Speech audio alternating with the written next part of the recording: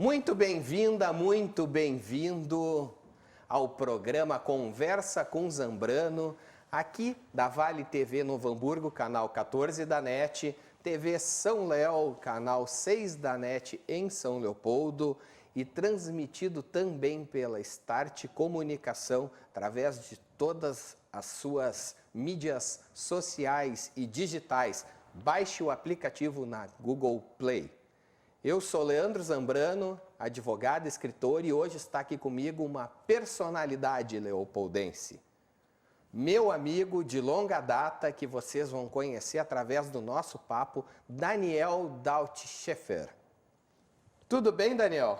Tudo bem, Leandro Zambrano? Bem-vindo ao nosso Conversa com Zambrano. Muito obrigado, querido. Obrigado o convite teu, da Vale TV e da Start Comunicação. É uma honra estar aí. Nós que nos conhecemos já há uma longa data, quase, dá para falar, né? É. Estamos aí. É. O Daniel hoje vai nos contar onde nasceu, Daniel. O Danielzinho. O Daniel nasceu no Hospital Centenário. Capilé. Em 23 de abril de 1976, filho de Terezinha Edith Daut-Scheffer, que agora é só Daut, né? Meus pais se divorciaram, e do Adolfo Werner Scheffer. Em São Leopoldo, Hospital Centenário, 1976. Exatamente, 45 anos completos no dia 23 de abril. Que maravilha. Ariano, é isso? Não, taurino. Já taurino. É, taurino. Que a partir de que data que muda? 21, eu nunca sei. 21, 21 já é taurino, porque eu sou de 11 de abril, eu sou ariano. Tu é ariano. Então eu dei aquele chute, porque eu não conheço nada. Sim. E igual ao nosso time, não acertei o gol. É verdade. Então é o touro, né? 23 de abril, dia de São Jorge ainda, né? Filho Guerreiro. único, o guerreiro. Não, eu tenho um irmão, né? O Eduardo Daut-Scheffer, né? Que tem 2 anos a menos que eu. Também nascido no Hospital Centenário. Também, família Capilé. É. Estudaste em São Leopoldo? Estudei em São Leopoldo, eu concluí o primeiro e segundo grau, ensino fundamental e ensino médio no Colégio Sinodal, né, e depois fomos à Unicia nos cursos de administração. No Sinodal eu me lembro do Daniel. Tu estudaste lá, né, Leandro? Eu estudava no Sinodal. É. E eu me lembro que o Daniel lá já tinha um sangue político na veia.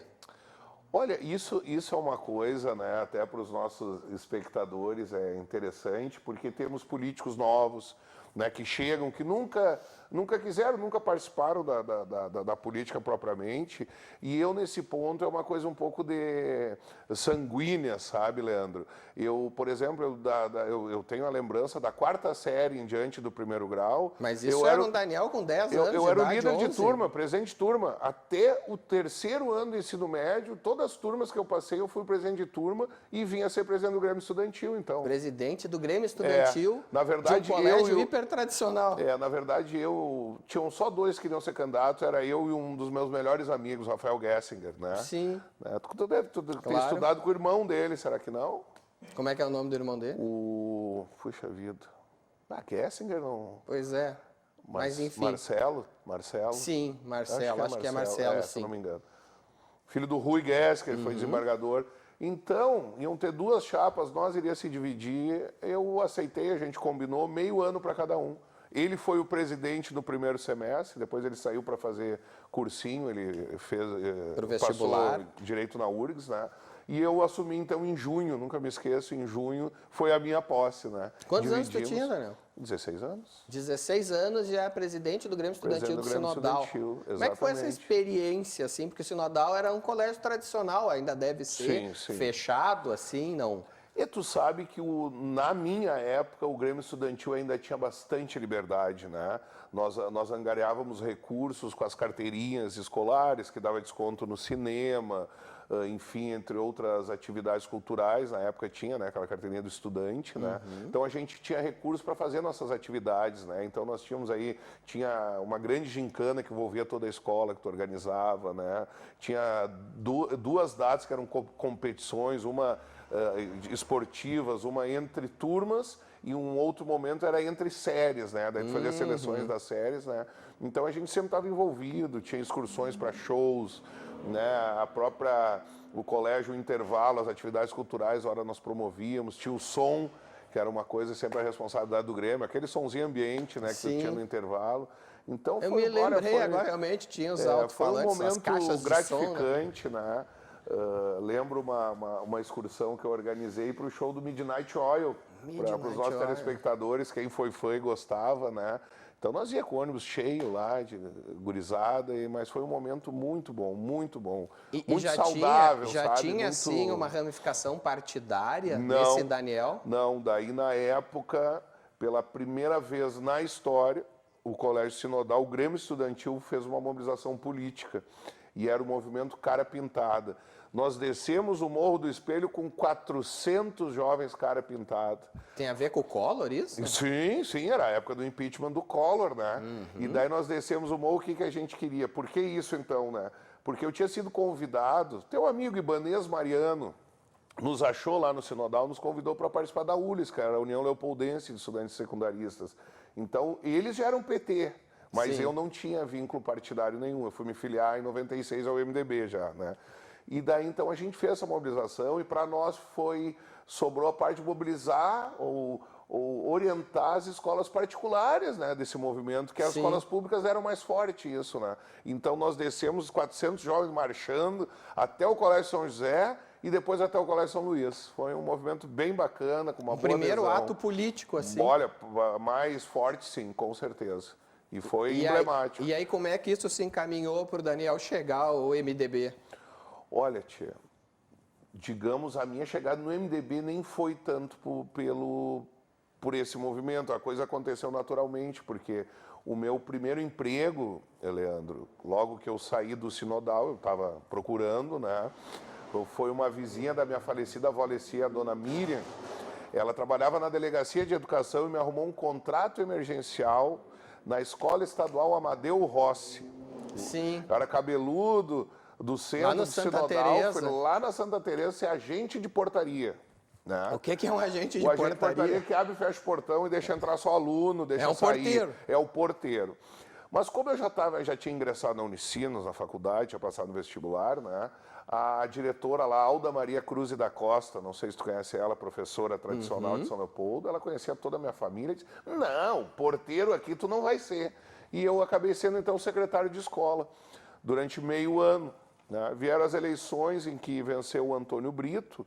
Nessa minha atuação até foi mais para a esquerda, viu? O Antônio Brito era do PMDB. Ele era, mas eu não era MDB ainda, eu não tinha partido, né? Eu militava aquela coisa de jovem, mais na área da esquerda. Posso confessar aqui, sem problema algum, porque é uma trajetória que a gente constrói. Mas é um instinto, acho, até da juventude, tu ter um espírito meio rebelde de esquerda. E aí uma colega minha, a professora Cristina, que trabalhava comigo na secretaria da escola, foi chamada pela então, que se tornou secretária de Estado, Yara Wortmann. Professora Yara Wortmann. Então, no governo Brito, a Yara Wortmann chamou essa professora para ser assessora e essa professora me chamou para trabalhar em Porto Alegre. Né? Dessa relação de tu ter sido porteiro lá, eu posso secretário dizer... de escola, né, digamos. Mas né? tu foi secretário porque era o porteiro.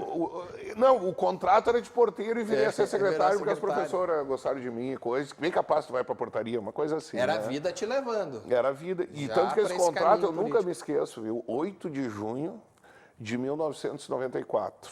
Né? Eu trabalhei até fim de dezembro. Daí o Brito havia ganho a eleição e essa professora me chamou. Vim aqui a Porto Alegre, eu preciso de uma mão tua. Nunca me esqueço, em janeiro. Né? De 95. De 95, ela não falou que era para mim trabalhar lá. Ela me chamou, chegou lá, me apresentou a tal da Yara Wortmann, que hoje é uma grande amiga minha. Acho que foi, se não a melhor, das melhores secretárias de Estado de Educação que tivemos no Rio Grande do Sul. Foi na gestão dela como secretária que se criou a Lei de Gestão Democrática na escola pública, né? E que ampliou, então, as instituições, a democracia dentro da escola, a própria eleição de diretores. Todo mundo acha que isso é coisa do PT, não é. Foi coisa do MDB, do governo Brito, da Yara Wortmann. E aí o Daniel foi ser o quê lá E aí, então, ela me apresentou e estava contratado. Eu fui ser assessor de relações públicas. Nós tínhamos uma assessoria com 5 pessoas, eu era um, né? Depois vinha a ser até coordenador, né? Leandro, foi uma experiência tão assim, gratificante na minha formação profissional até e política, porque eu trabalhava então, eu e mais 4 professoras, tá? 2 com formação em relações públicas, as outras era pedagogia mesmo, né? Nós organizávamos os roteiros, o secretário de Estado ele anda pelo Estado inteiro, tá? E essas senhoras que trabalhavam comigo, todas eram mães de filhos, tinha marido e coisa. Eu viajei... Quem tinha disponibilidade Eu tinha para disponibilidade viajar total. Eu era viajei Daniel. com essa secretária, acompanhava ela, fazia os cerimoniais, os protocolos, enfim, ajudava nos discursos também por esse Rio Grande do Sul inteiro. Que experiência. Eu viajei de carro, de helicóptero, de monomotor, de bimotor, de jato, o que tu imaginar. Eu andei por esse estado do Rio Grande do Sul, sabe? Foi uma experiência muito tempo ficou interessante. lá? E isso me deu um vínculo muito forte com a educação também, né? Sim. Eu trabalhei os 4 anos do governo Brito lá. Todos os 4 anos lá. E aí, em 96, eu fui convidado lá a me filiar ao MDB, me filiei em Porto Alegre, mas o Valdir era prefeito e daí eu já me apresentei por aqui também. Tu já tinha uma relação com o Valdir Schmidt? Não, nem conhecia ele, não. Embora o muita Valdir... gente te vincula com o Valdir Schmidt. Não, eu posso dizer que eu não sou cria dele, né? O Germano teve mais influência, o Germano Weimann, na minha parte, do que o Valdir, né? Mas o Valdir Schmidt também, tu vê só como isso, a gente fica sabendo ao longo, ele foi funcionário do meu avô nas antigas lojas Caiçara, lá em São Paulo. Nossa, que maravilha. Tu vê. E aí, depois de Porto Alegre? Não, daí, Leandro, eu MDB, então, eu antes, então, de ingressar propriamente, eu ainda nesse período ali, a gente... Não, daí já era 2000, eu já estava em São Leopoldo, mas a gente coordenou o Diretório Central de Estudantes da Unicinos, né? Ah, tu estava estudando na Unicinos? Sim. Que curso estava fazendo? Administração. Eu era comércio exterior e depois fui para administração, né? Lá o PT, então, há 9 anos coordenava lá e nós vencemos a eleição lá. Né? No DA. Diretório Central, DCE da Unicinos, DCE da Unicinos. DCE. Montamos um grupo assim, daí já com vinculações partidárias, Sim, né? daí já Estudantes, a gente MDB, que PP, ano era isso, mais ou menos? e a maioria sem partido, né? Sim. Isso foi no ano de 2000. 2000. É. Estamos no ano 2000 conhecendo esse ser político chamado Daniel Daut Schaeffer. Voltaremos em breve. Não saia daí.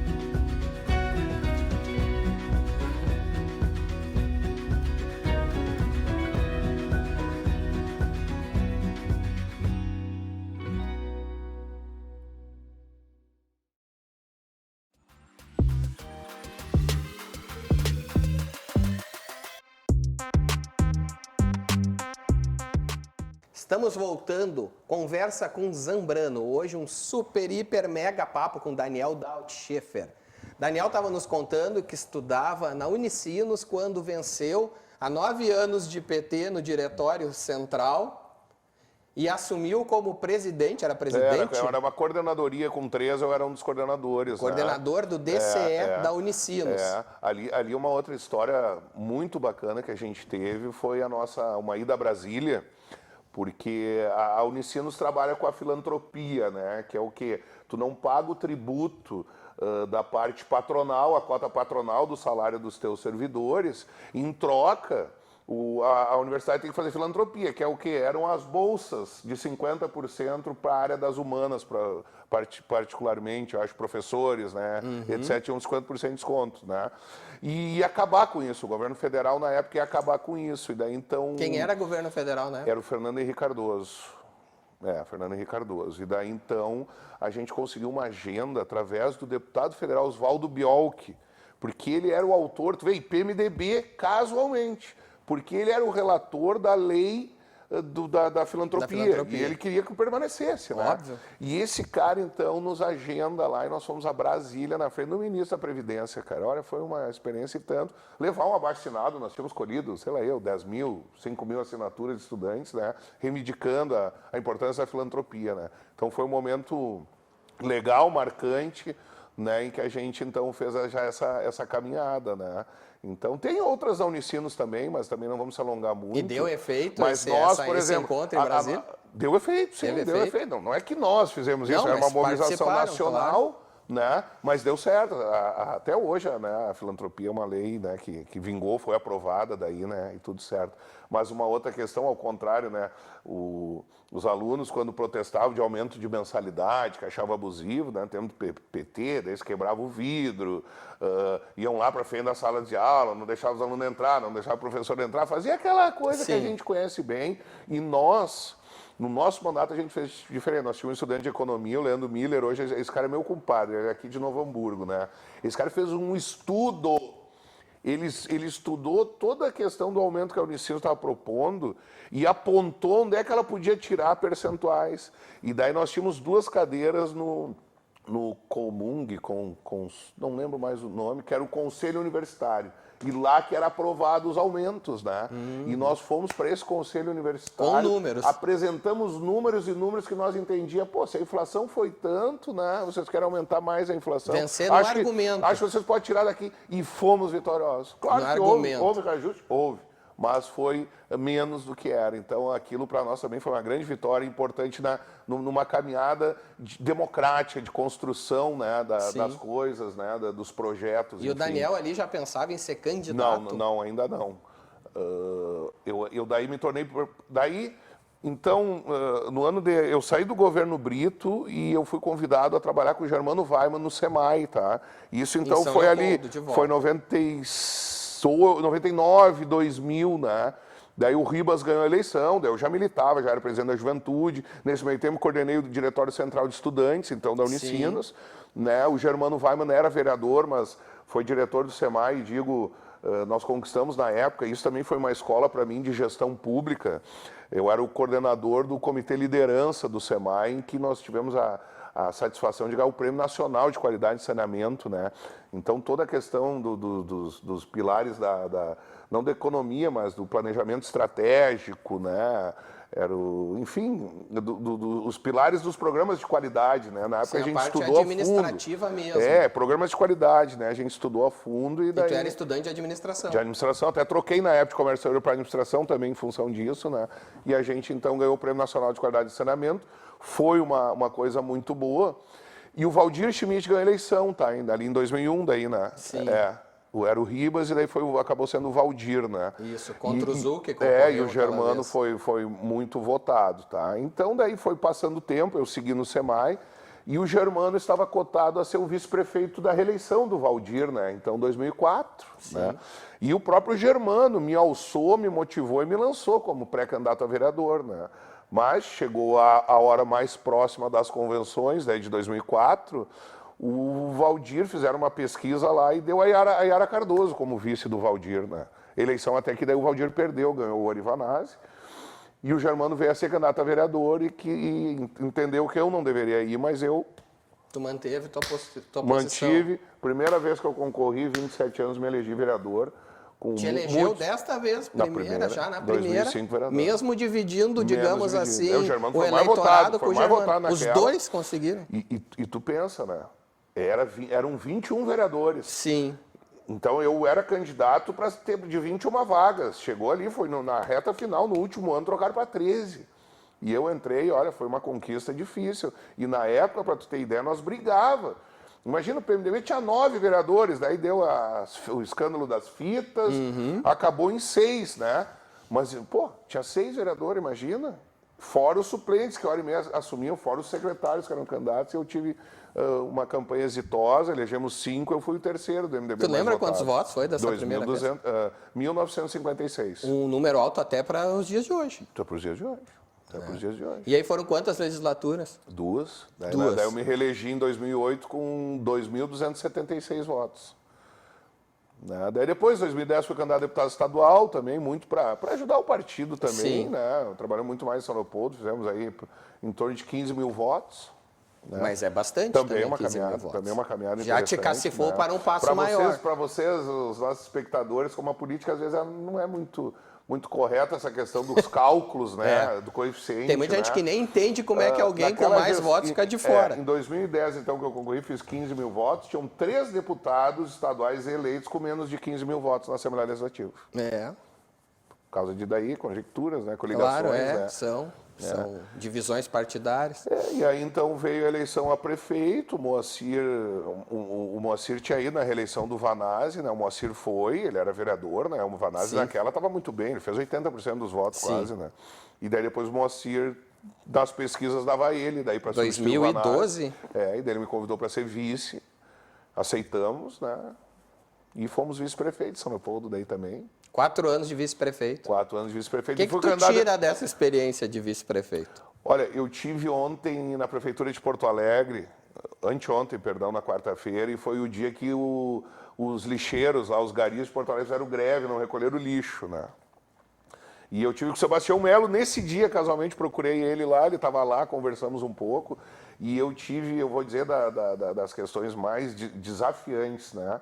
Foi quando eu estava de prefeito, assumi diversas vezes a prefeitura, né? O Moacir estava em roteiro e já não era mais Vega, né? SL Ambiental, então resolveu romper com a prefeitura, né? É que nós estava começando a fiscalizar o contrato, porque o Ari Vanazzi deixou uma dívida milionária com essa empresa para nós pagar.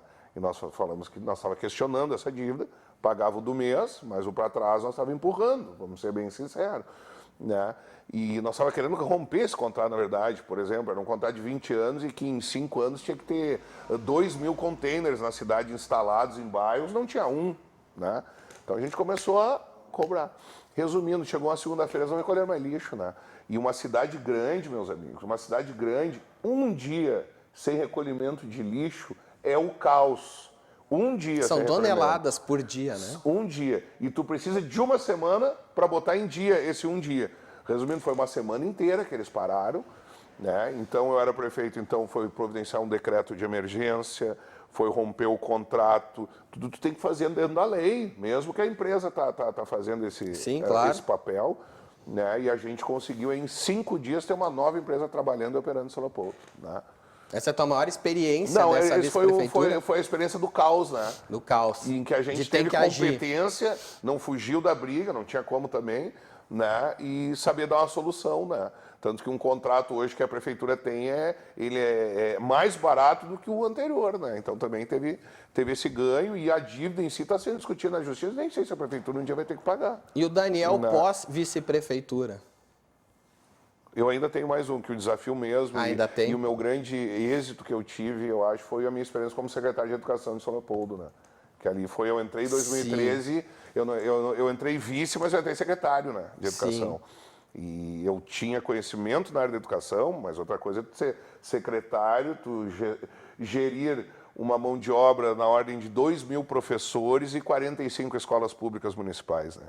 Então foi um grande desafio que acho que eu tenho pelo que a gente entra o Daniel administrador hoje, junto. E foi muito bom. E foi uma experiência muito boa, muito legal, muito bacana, porque a educação, ela é... Eu acho que na educação tu não faz política partidária, né? Sim. A educação, ela tem um partido definido que é a educação, infelizmente. E posso falar aqui sem problema nenhum, o CEPROL de São Leopoldo faz política partidária dentro da escola, na instituição, onde tu quiser. E eu acho que esse não é o caminho para a educação, né? Então, era isso que eu queria ainda dizer. E o Daniel pós-eleições, casualmente tirei um mês de férias, fiquei janeiro inteiro na praia, em Rainha do Mar, lá, e o governador Sartori me convidou para trabalhar na Casa Civil, né? Trabalho esse que eu não fiquei muito à vontade, porque, olha, sinceramente, tu não tinha uma função definida, tu era um assessor de quem, aquela coisa, sabe? E eu fiquei 3 meses, e daí o deputado Thiago Simon, filho do nosso sempre senador Pedro Simon, ex-governador do estado, o deputado Thiago me convidou para trabalhar com ele e estou com ele até hoje, vai fazer 6 anos já. Hoje tu é assessor parlamentar. Assessor parlamentar direto. Do deputado Thiago Simon. Responsável por 62 municípios do Rio Grande do Sul, né? As minhas áreas de atuação é o Vale do Paranhana, o Vale dos Sinos, o Vale do Caí, o Vale do Taquari e parte da região metropolitana. O que vocês têm feito de bom pelo Rio Grande? Conta aí alguma coisa. Hein? Qual é que vocês estão lutando pelo quê? Cara, hoje? nós temos, hoje é muito pandemia a pauta, né? Sim, E isso o Thiago, ele até comprou um certo desgaste com o próprio governador Leite, foi a questão da volta às aulas, né? A volta às aulas, a flexibilização do não fechamento dos comércios, né? Sim. Da indústria, enfim, acho que foram medidas que, na verdade, o mundo não sabia como lidar, vamos ser sinceros, né? Estamos aprendendo a viver com isso. Tu falar da Europa fazer um lockdown e tu falar do Brasil fazer um lockdown, ora, na Europa fazia lockdown, os caras pagavam as contas das empresas que tiveram que fechar, ou dos comércios. Aqui não, que nós tivemos o presidente prestando auxílio emergencial, então o deputado Thiago ele trabalhou na área de microcrédito para a empresa se subsidiar durante esse período, né? Claro. E questionamos muito o trabalho do Banrisul, Zambrano.